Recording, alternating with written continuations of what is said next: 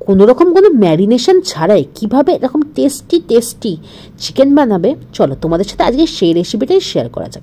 তো চিকেনটা আমি নিয়ে এসেছিলাম, আমার কাছে ম্যারিনেশন করার জন্য একদমই টাইম ছিল না, তাই জন্য ম্যারিনেশন ছাড়াই কিন্তু আমি চিকেনটা বানিয়েছিলাম। তো কীভাবে বানিয়েছিলাম চলো সেটাই তোমাদের সাথে সম্পূর্ণ শেয়ার করা যাক। তো প্রথমেই আমি কড়াইয়ে তেল দিয়ে দিয়েছি, তেল দেওয়ার পর অল্প সামান্য পরিমাণে চিনি দিয়ে দিয়েছি। চিনি দিলে কী হয়, কালারটা খুব ভালো, মানে লালচে লালচে কালার আসে, বেশ মনে হয় যেন লাল কাশ্মীরি রেড যে চিলিটা সেটা দিয়েছি। তো চিনিটা একটু ক্যারামেলাইজ হয়ে যাওয়ার পর আমি এখানে দিয়েছি গোটা গরম মশলা। গোটা গরম মশলা আমাদের দারচিনিগুলোকে ভেঙে ভেঙে দিয়েছি, তাছাড়া এলাচ আর তো লবঙ্গ আছে, আর এলাচগুলো কিন্তু ফাটিয়ে দিয়েছি, কারণ না ফাটালে খুব ফাটে। তারপরে একটু নাড়িয়ে তারপর এখানে দিয়েছি 2টো শুকনো লঙ্কা আর দিয়ে দিয়েছি 2টো তেজপাতা। 2টো শুকনো লঙ্কা 2টো তেজপাতা একটু নাড়িয়ে দিয়ে তারপর দিয়ে দিয়েছি একটা পেঁয়াজ। তো একটা বেশ মাঝারি সাইজের পেঁয়াজ আমি কেটে দিয়ে দিয়েছি, আর দিয়েছি হচ্ছে একটা ছোট্ট সাইজের ক্যাপসিকামের হাফ। তো সেটা দিয়ে দেওয়ার পর একটা পেস্ট কিন্তু আমি বানিয়ে নেবো। এখানে আমি একটা বড় ক্যাপসিকাম নিয়ে নিয়েছি, 2টো টমেটো নিয়ে নিয়েছি, 2টো পেঁয়াজ নিয়েছি, আদা রসুন একটা সফট পেস্ট বানিয়ে নিয়েছি। তারপর যখন পেঁয়াজ ক্যাপসিকামটা একটু ভাজা ভাজা হয়ে যাবে তারপর সেই পেস্টটা কিন্তু আমি তার মধ্যে ঢেলে দেবো। তো পেস্টটা দিয়ে দেওয়ার পর একটু নাড়াবো। তো নাড়ানোর পর মশলাগুলো এবার দিয়ে দেবো। মশলার মধ্যে দেবো হচ্ছে হলুদ গুঁড়ো, লঙ্কা গুঁড়ো, ধনে জিরে গুঁড়ো। তো হলুদ গুঁড়ো, লঙ্কা গুঁড়ো, ধনে জিরে গুঁড়ো দেওয়ার পর আবার একটু বেশ অনেকক্ষণ ধরে নাড়াবো। তো যেহেতু আমি এখানে বলেছি এখানে আমি কোনো কিছু চিকেনটাকে ম্যারিনেট করে রাখিনি, পুরোপুরি একদম কাঁচা চিকেন ইউজ করবো। তো চিকেনগুলোকে যেমন নর্মালভাবে ভালো করে ধুয়ে নিয়েছি, তারপর এই মশলার মধ্যে এখানে আমি চিকেনগুলো দিয়ে দেবো।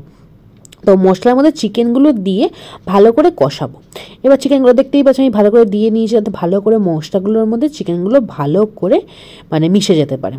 তো চিকেন আনার সঙ্গে সঙ্গে যদি করতে হয় বা হয়তো ম্যারিনেট করতে আমি ভুলেই গেলাম, তখন এই মাঝে মধ্যে এইভাবেই চিকেনটা বানিয়ে নিই, মানে আসার সঙ্গে সঙ্গে ভালো করে ক্লিন করে নিয়ে তারপরে আমি এইভাবে চিকেনটা বানিয়ে নিই। তাছাড়া আমি ম্যারিনেট করলে একটা ব্যাপার আছে, খুবই সফট হয়।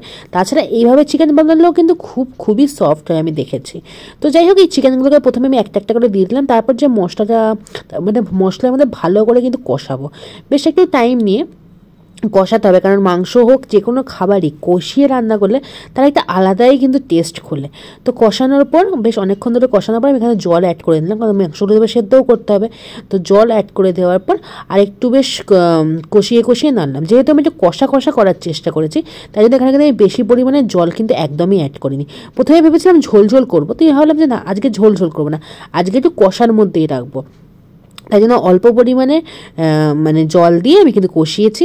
তারপর লাস্টে আমি এখানে নুনটা দিয়ে দেবো, কারণ নুনটা দিলে খুব তাড়াতাড়ি সেদ্ধ হয়ে যায় আর মাংসগুলো কিন্তু ভেঙে যায়। তাই আমি নুনটা কিন্তু একদমই লাস্টেই দিই, মানে ভালো করে কষিয়ে নেওয়ার পরে আমি নুনটা দিই, যাতে মাংসগুলো একদম সফট হয়ে যেন ভেঙে না যায়। তারপর তোমাদের সাথে একটা টিপস শেয়ার করতে ভুলে গেছিলাম, তবে এখানে জল হিসেবে কিন্তু একটু গরম জল অ্যাড করেছি। তো মাংসের মধ্যে আমার মা শিখিয়েছিল যে জল অ্যাড করবি যখন, একটুখানি জলটা গরম জল অ্যাড করবে। তো আমি সেই মতনই এখানে কিন্তু প্রত্যেকবার যখন মাংস বানাই তখন আমি একটু জলটাকে একটু গরম করে নিই, সেই গরম জলটাই অ্যাড করে। তারপর এখানে আমি দিয়েছি হচ্ছে হোমমেড তৈরি করা মাটন মশলা। তো মটন মশলাটা আমি হোমমেড তৈরি করেছিলাম, তো আমি চিকেন বানালে এই হোমমেড মটন মশলাই দিই। তো এই মশলাটা দিলে আলাদাই একটা সেন্ট যেমন বেরোয়, আলাদাই একটা সুন্দর ফ্লেভার আসে। তো ফ্লেভারের সাথে সেন্টটা অসাধারণ আসে। তো এইভাবে নাড়িয়ে বেশ ভালো করে বেশ কষা হয়ে গেছে, জলটা অনেকটা লেগে আসবে। তবে দেখতেই পাচ্ছ আমাদের মোটামুটি কিন্তু চিকেন অনেকটাই কিন্তু সফট হয়ে গেছে।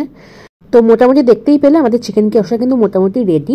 তো এখানে দেখতে পাচ্ছি আমি জলটা অনেকটাই মরে গেছে, মানে ফুটতে অনেকটাই কিন্তু কমে গেছে। তোমরা চাইলে জলের পরিমাণটা কিন্তু একটু বেশি রাখতে পারো। আমার একটু পরে মনে হলো একটু জলটা দিয়ে দেওয়া উচিত, কারণ অনেকটাই গ্রেভি কমে এসেছিলো, তাই আমি আবার একটু জল অ্যাড করলাম, তো একটু হালকা করে ফুটিয়ে নিলাম। তারপর লাস্টে নামানোর সময় আমি দিয়ে দিলাম হচ্ছে অল্প পরিমাণে ঘি আর অল্প পরিমাণে গরম মশলা। এইভাবে একবার চিকেনটা বানিয়ে খেয়ে দেখবো, আমি গ্যারেন্টি দিচ্ছি তোমার আর তোমার ফ্যামিলির সবার খুব ভালো লাগবে।